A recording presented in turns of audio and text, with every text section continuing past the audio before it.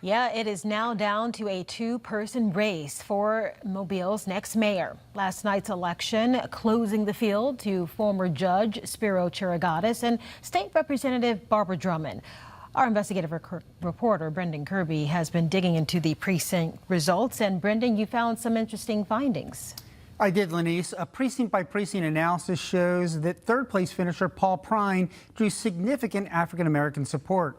Political experts say that if Representative Drummond can consolidate that support, it could set up a close runoff election next month. Typically, Mobile elections follow racially polarized voting patterns, with white voters supporting white candidates and African Americans winning massive black majorities. Former Mobile Police Chief Paul Prine broke that somewhat on Tuesday. He finished second in 8 of the 10 precincts where African Americans comprise at least 80% of the registered voters. At Hope Community Center and Fulton Heights United Methodist Church, he took more than 20%. University of South Alabama political science professor Thomas Shaw says that Prine's vote distribution sets him apart from the other 3 candidates. Actually, it means he basically did well with both whites and blacks. He wasn't necessarily supported strongly by one or the other, but rather by both groups.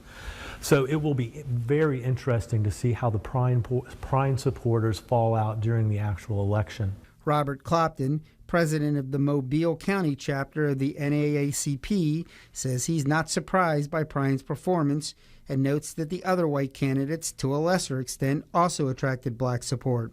But he says he expects voting in next month's runoff to break down stronger along race lines.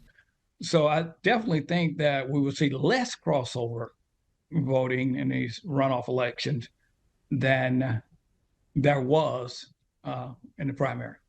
Spiro Chirigatis, who stepped down as a district judge to run, ran strongest in the precincts with the smallest share of black voters.